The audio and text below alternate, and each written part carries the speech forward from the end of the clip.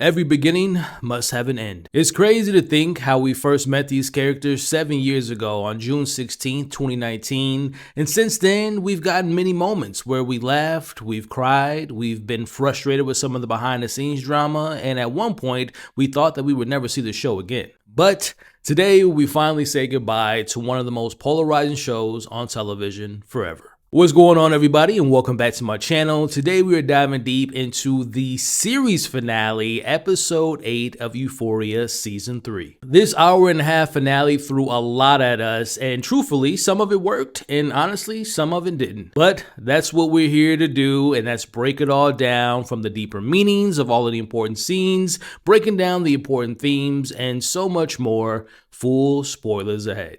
So right at the start of this episode, I immediately felt that something was different. This episode didn't open with a flashback, but more importantly, we didn't get Rue's narration. We were just thrown right into the thick of things as we see G is asleep in his truck as we cut back to Faye screaming Wayne's name. Now Rue doesn't hesitate and thinks quickly on her feet as she grabs the first thing she sees, which is a hefty wrench, and without a second thought, she cracks it across Wayne's knee and punches Faye in the face, which honestly, I wish she would have hit Faye with that wrench as well. As Rue is running for her life through the underground tunnels, Wayne and his bones sticking out of his knee is chasing after her, shooting and missing like an idiotic stormtrooper.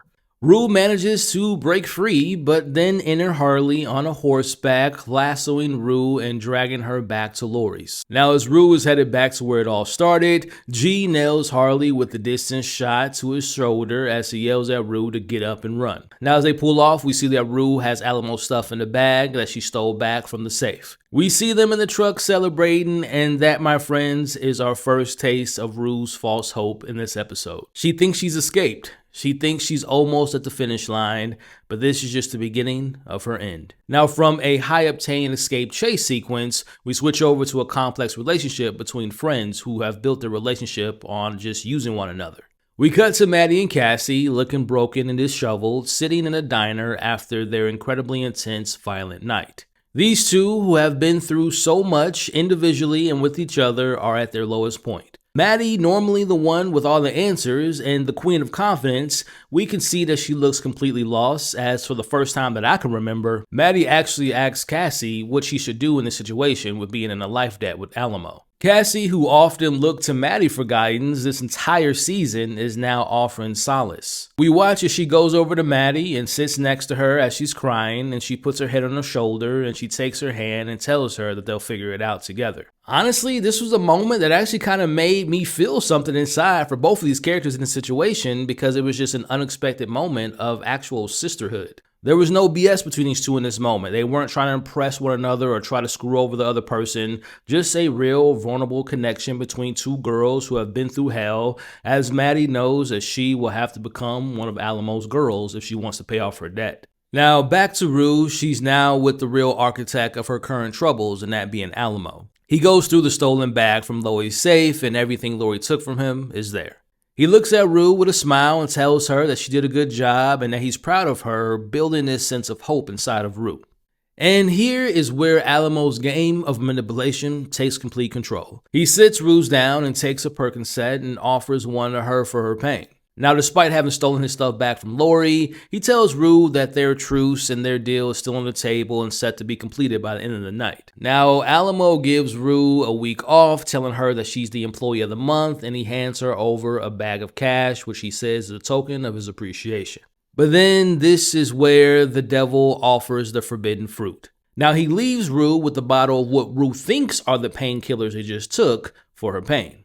This is the ultimate sinister false hope. Alamo is getting into Rue's mind as he remembers what Maddy told her about Rue and the DEA, and this is a move that is all a part of him getting back at her. What he just told Rue wasn't a reward, it was just a deadly trap. Giving an addict money and pills while praising them for their work is the most insidious form of control, as he's taking complete advantage of Rue's vulnerability. Rue thinks she's earned a moment of peace, but in reality, this would lead to the end of her life. Meanwhile, the other side of this dark coin is unfolding in Mexico. As the deal is almost complete, we see Rue is getting stitches, and in a quiet, vulnerable moment, she tears up, thinking once again that she's almost done. But like I just mentioned, in reality, her addiction is being weaponized against her and her vulnerability is being exploited by a man who cares only about himself and his money. Now back in Mexico, we see Bishop is overseeing the deal, making sure everything goes smoothly and preparing to follow through with their own plan. The drugs are being loaded, as are the girls who just had their surgeries. Now, a small detail in this moment is Mitch goes inside and he has this bad feeling that something's going on, as he notices when he comes back that Eddie claims that he mistakenly threw away the Coke bottle that he was just drinking, even though he wasn't done.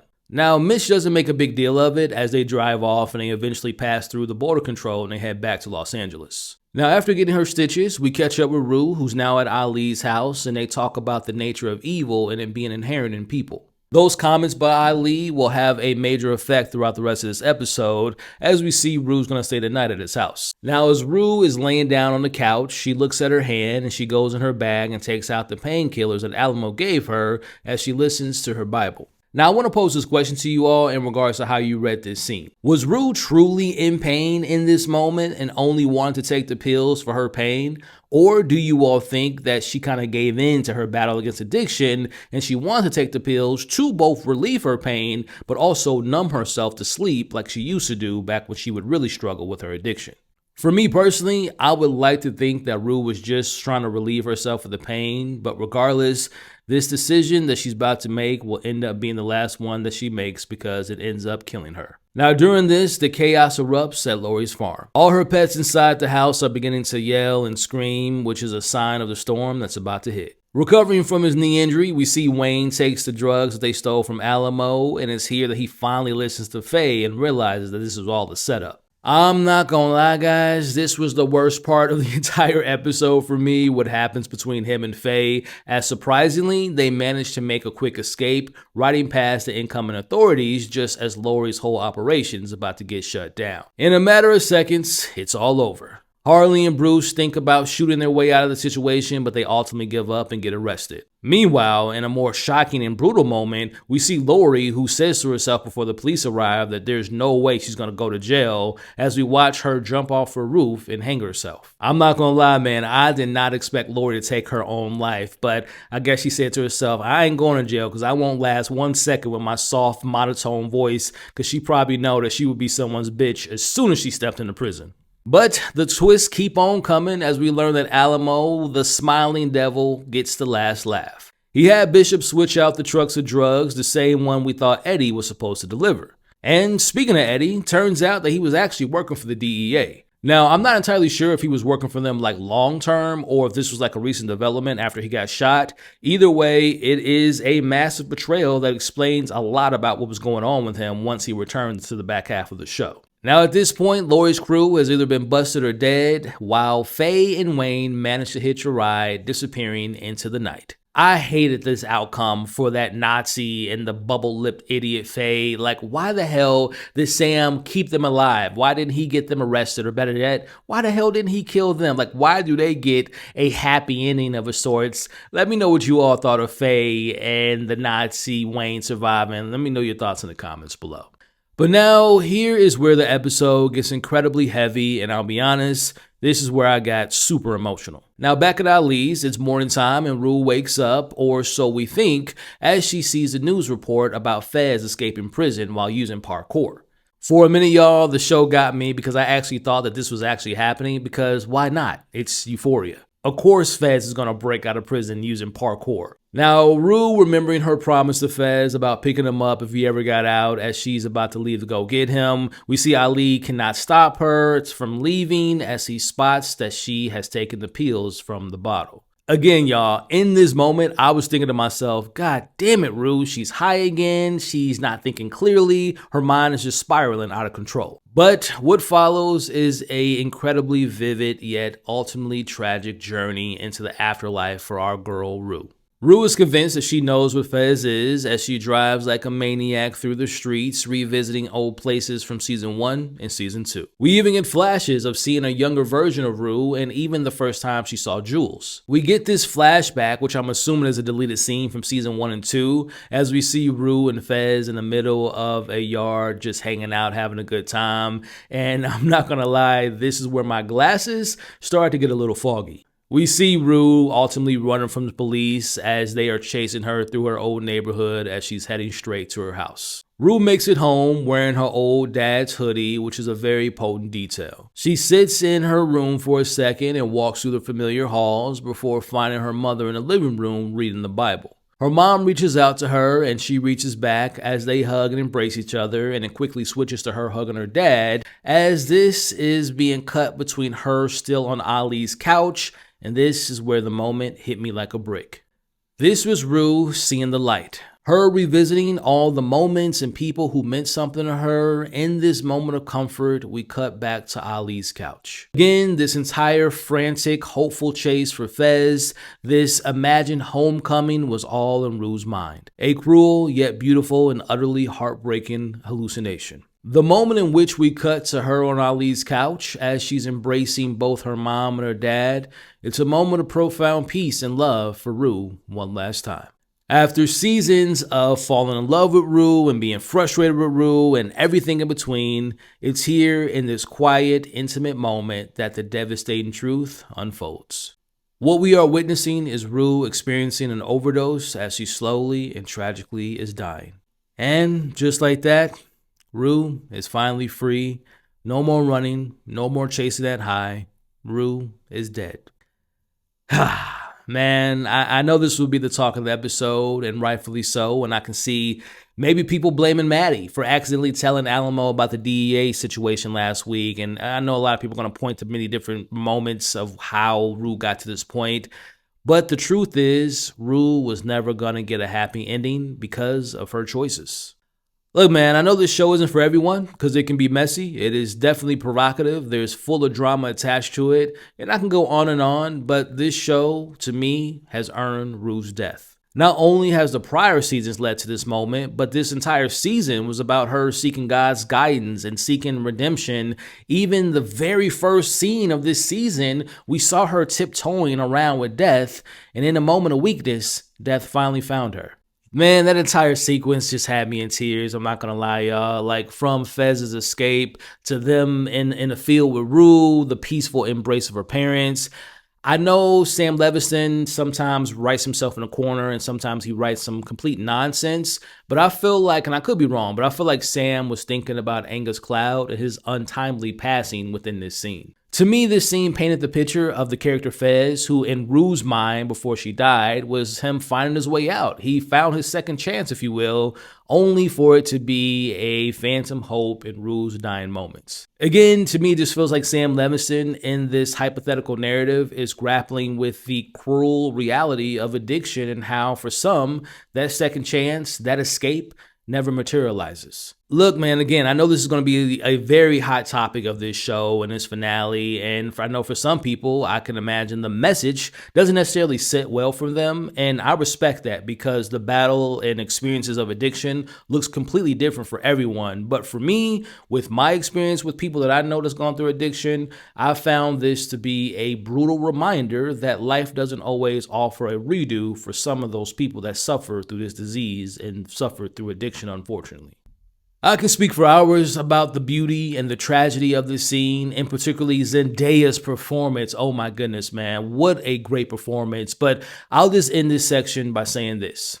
3 seasons of pure excellence by Zendaya as Rue, and again, throughout all her ups and downs, throughout the show and throughout this season, Rue will go down in my eyes as one of the most iconic and memorable and tragic and complex characters that I've ever seen on television, and man, her death will definitely be sticking with me for a while. Now, back to the scene, Ali eventually wakes up and his worst nightmare is realized, as he tries to wake Rue up only to find her dead on his couch. Man, talk about another great performance by Coma Domingo. If I wasn't already emotional, Ali's reaction to finding Rue just completely broke me as we watch him praying for her and he asks for God to help her find peace as he kisses her head and he says his final goodbye. Ali will go on to add Rue's name to his book of the dead. But Ali's journey of grief immediately turns to a quest of understanding and ultimately vengeance. He takes the drugs that Alamo gave Rue and tested and sees that they were laced with fentanyl, the very thing that got her roped into Alamo from the very beginning of the show. At the end of the day, I've been calling Alamo a devil all season long, and he, on purpose, gave her a death sentence knowing her addiction would take over, and he killed Rue. Ali, the man who dedicated his life to helping others find sobriety, the man who promised to keep Rue safe, now has to make the most agonizing call as we see him telling Leslie, Rue's mom, that her daughter is gone. It's a call that no parent should ever receive, and it's a call that no friend should ever have to make. Now, months pass by since Rue's death as we see Ali at his last NA meeting sharing what he just experienced.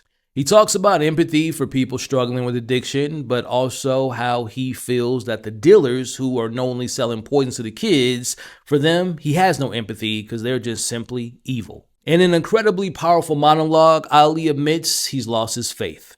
Christian, Muslim, suddenly I found myself not believing in shit. He's had his first drink in a long time because of the weight of Rue's death and the countless others that are just crushing him.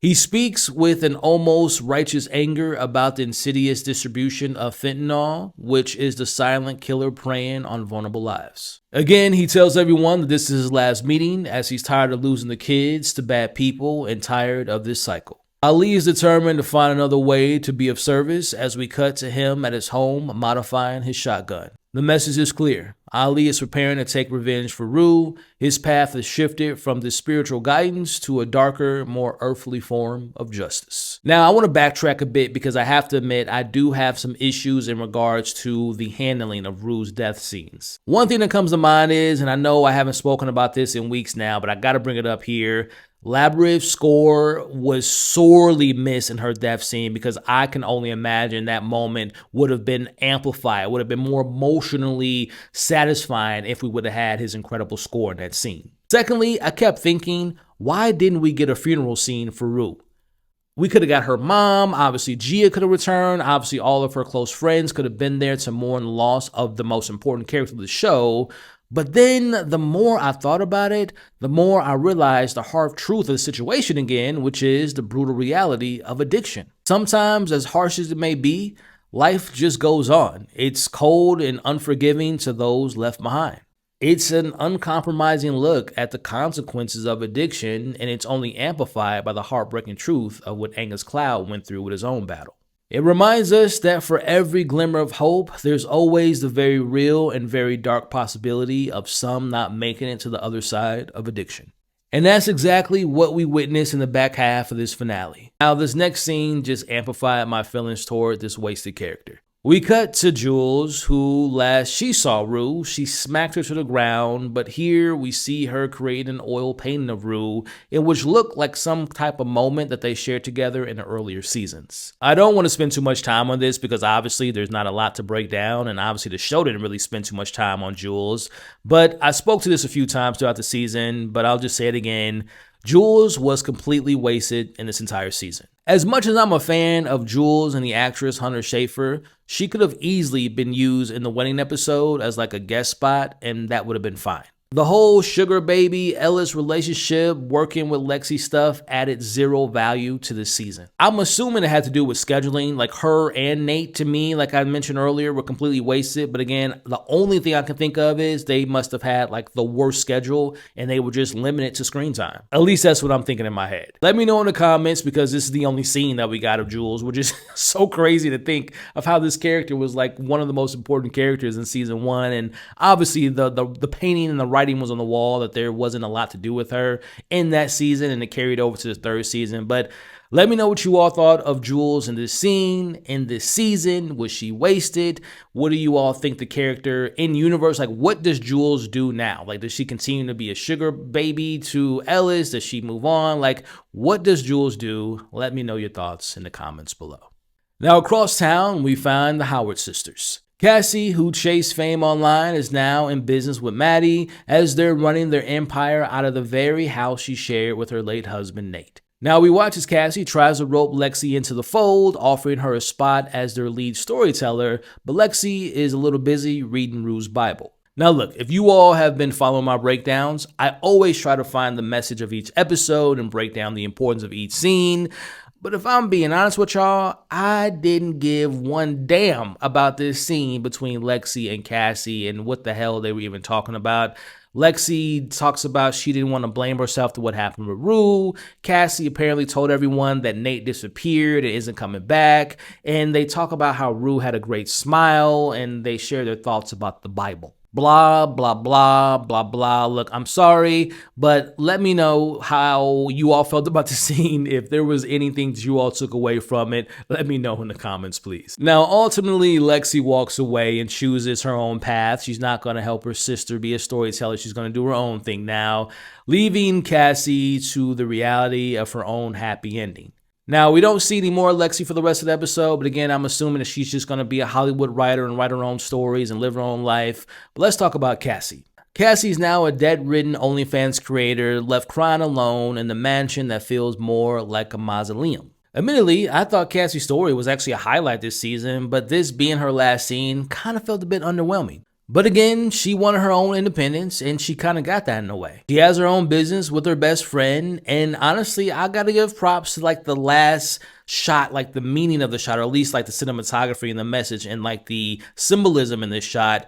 This last shot of Cassie is in the middle of the spotlight, as she's always wanted to be, as she's crying and the camera pulls away, showing physically the emptiness that she's left with inside. So I'll give the show its props in regards to the symbolism in the scene in the last time we see Cassie, but I do have a question for you all in the comments below. What do you all think they did with Nate's body? As I digress, meanwhile, we see Maddy is handling her debts as well. Now, we see that she's heading out with Bishop to give Alamo his cut of what her and Cassie have made, but she's also about to meet up with him to give him her body as a payment as well. Now, before arriving to the club, we get this innocent conversation that she's having between Bishop about him getting a new dog and just having, again, a very innocent conversation. But little does Maddy know, this conversation would end up saving her life. We cut to the Silver Slipper, where Maddy is greeted by Alamo with a kiss as they head back to the back, and the look on Bishop's face says it all, as he clearly cares about Maddy. Now, in the private room in the back, we see Alamo talking to Maddy about how he's allowed the thing in between women's legs to control his life, and he's now ready for a change. He shares with Maddy that he wants the American dream, with her in particular, the white picket fence, the kids, everything that comes with it, basically repeating the very words that Rue once romanticized with Jules. But outside, in comes Vengeance, aka Ali. Here he is ready to fulfill his new purpose, dressed in his military gear and prepared to get back into soldier mode as he locks the door from the inside and he's looking for Alamo. Boy, this scene put a big old smile on my face, y'all. Like, I was smiling from ear to ear. I was sitting up this whole scene. Like, this scene was excellent. As we see, Kitty now has her BBL. She tries to dance on Ali, but he stops her and he asks to speak to the manager as she goes in the back to talk to G. Now, Ali and G have a conversation which leads to him pulling the shotgun out on G, and he asks what happened with Rue, and he confirms that she overdosed, and it was all because Alamo gave her the drugs. G makes a move, and Ali shoots him dead in his private part, and he screams for Alamo to come out as he holds the place hostage. Look, the cowboy stuff this season has kind of been hit or miss for me, but again, this entire sequence was flat out incredible because it's the only time, because I feel like Sam Levinson has been chasing the high of like a Quentin Tarantino type of project, but this was the only time that I felt that Quentin Tarantino influence because it felt like a scene that was cut straight out of Django Unchained. From the other side of the glass, Alamo throws the head of a bull at Ali and knocks the shotgun out of his hand. Ali goes to reach for it and he points it at Alamo, but at this point Alamo has grabbed Maddy and tosses her at him as he gets his gun from Bishop. Alamo knows that Ali is low as the standoff takes place, and Alamo and Ali agree to have a good old-fashioned Mexican standoff. Ali tells Alamo he was sent here by Rue, as Alamo has Kitty bring him a champagne bottle as he drinks from it, and instructs her to roll the bottle off the bar and to take their shots at each other once it hits the ground. As it slowly rolls, both men watch, but Alamo cheats and he shoots first, but He's out of bullets, y'all, as he looks at Bishop, who took the bullets out, as he knows that he screwed him over, and Ali shoots and kills Alamo for Rue and for all the people he was responsible for killing over his years. Now, Ali walks over to Bishop, and he sees that he was the one who took the bullets out of the gun, and he says to Ali, "May God have mercy," as Ali walks away, and Bishop offers Maddy a ride, as she takes the money, and she's now free of Alamo's debt. Now, a lot of you all are probably wondering, why the hell did Bishop do that? Well, first and foremost, I don't think Bishop did that for Rue or for anyone else but Maddy. They clearly didn't have a lot of scenes together, but the ones they had, she treated him nicely, especially the one that we saw in this episode, and he had a crush on her. That's pretty obvious, and I don't blame him because Maddy is that girl. But seriously, the betrayal that Bishop did to his boss has been set up this whole season. There were so many moments that we saw Bishop growing tired of Alamo's nonsense and what he's been doing to everyone, again, including Maddy in this last episode. And when he saw Maddy's life in danger, he finally decided to take action.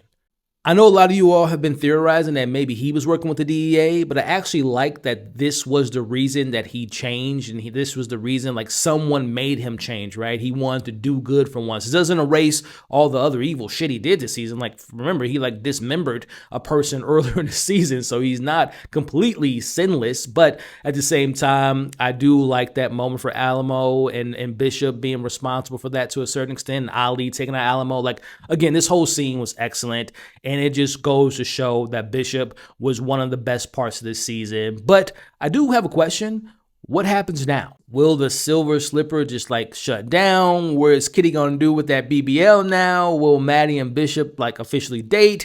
Did Magic ever get that damn neck brace off of her neck? No, but in all seriousness, I thought this scene was excellent, and I thought that Bishop being a part of Alamo's death was just like a really nice touch to it. And again, seeing Ali in his military gear was nothing short of being a badass moment that I'll always remember. Now, speaking of Ali, we end this finale with Ali, who goes back to using his real name, or his original name, which is Martin, as he's now at the homestead to meet the family and to see the most peaceful place that Rue spoke of. Now, the family is upset to hear the news about what happened to Rue as they invite Martin inside. Inside, we see the table is set for dinner, and we notice that there is an empty chair where Rue should be sitting. As Martin prays over the food, we see this beautiful cinematography that leans into the heavenly golden hour as Ali looks at the end of the table. And here I'm thinking I was done with my thug tears for the episode, but no. I forgot to mention earlier, he said that he was here because of his daughter. But here we see Martin sees Rue peacefully smiling back at him as the camera pans outside. And ladies and gentlemen, that is the end of season 3 of Euphoria, and also the end of the show in its entirety. Look, man, my thoughts about the finale, besides the issues that I talked about earlier in my breakdown, I thought that this was a satisfying, emotional ending to this conclusion of the story. The standout moments being the opening, Rue's death, and Ali's revenge at the club. Those to me were like standout moments and maybe some of the best moments of this entire series. As far as my thoughts of the season, yes, it took a bit to get going. Yes, it was beyond annoying and frustrating that half the cast didn't share scenes together because of probably scheduling. Yes, the writing was definitely inconsistent at times, and the biggest sin of them all was the absence of Lab's score. But I actually thought that this wasn't the terrible season like a lot of people are forcefully making it out to be. Don't get me wrong, y'all, the show has its criticisms for sure, but I also think that there was so many people just hating on this show because it's the cool thing to do to hate the most popular show,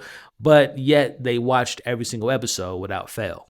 So this is the end of Euphoria. At the time of this recording, it has been confirmed by HBO and creator Sam Levinson that this was the series finale of Euphoria. Euphoria ends here. Yeah.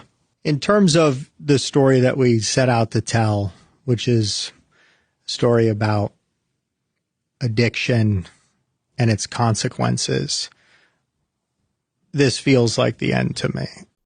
So with that said, here are my final thoughts of this show Euphoria that started 7 years ago and 3 seasons in 7 years, which is crazy. But at the end of the day, this started off as a show about the highs and lows of addiction, but then it ended up being a show about redemption and seeking forgiveness and legacy. Taking a look at some of our main characters, for example, we have Cassie, who in my eyes represents like the hallowed nature of materialism, especially in this season, and the idea of like when you trap yourself in a cage of things, you eventually, metaphorically speaking, die inside that cage. You look at someone like Maddy, who I thought represent the raw survival of like the female existence in the industry that she was in. You look at Ali, or should I say Martin, he represents the matters of the world, which are accountability and stepping up and trying to do good for others. And lastly, we have Rue and her death, which to me was a defining moment of this finale.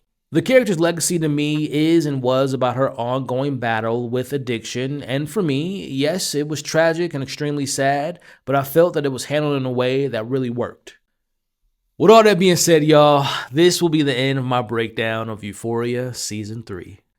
Man, I can't begin to express my appreciation and gratitude to you all that have made this my most successful breakdowns on my personal YouTube journey. Each week, you all showed so much love and support to my videos and my breakdowns, and each week, I couldn't believe the levels of engagement that you all showed. I've covered this show from the very beginning, and I know a lot of you all have been there from the start. Some of you all have maybe started the journey a couple days ago, or you're just finding me right now. I just want to thank every single one of you all for the support. It means the world to me, and again, I am forever grateful for the support you all have shown me throughout this journey. Now, if you all are watching this on YouTube, if you all can do me a favor, I would greatly appreciate it if you all can hit the like button. And if you're watching this on your computer, on your phone, or I believe even on your television, when you hit the like button, there's a hype button, which allows this video to get in front of new viewers. Which, speaking of viewers, if you all can share this video, hit the share button, man. Share this to anyone and everyone you know that either loves or hate this show or is it different about the show. I'd appreciate that share.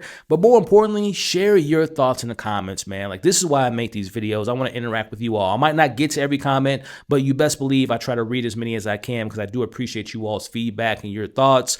So in the comments now, let me know your thoughts on the finale, what worked, what didn't work. Let me know your thoughts about the entirety of this season, and also what will be your lasting memory? What will be the legacy of Euphoria in your eyes? Let's talk about that in the comments.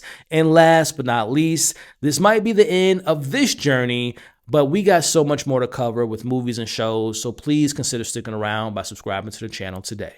For my podcast listeners out there, I appreciate you all. Let me know what you all thought of the finale, what you all thought of the season and the legacy of the show in the comments section. Consider following the podcast, and I would love it if you all can give me a 5-star review. Put in the comments right now, hashtag RIP Rue. We're going to miss this character again, Zendaya, you know, Coleman Domingo, the whole entire cast and crew. Thank you for these past 7 years, the ups and the downs. But again, this may be the end of this particular chapter, but please stick around with what I have coming up soon with more weekly TV breakdowns. Right now, we're covering Widow's Bay. I'll be, of course, be covering all the new movies coming out. So definitely, like I said, stick around and check out all that content. Again, y'all, I thank you from the bottom of my heart. I appreciate you all. Don't forget, you all are awesome. Stay safe, and I'll catch you all on the next breakdown.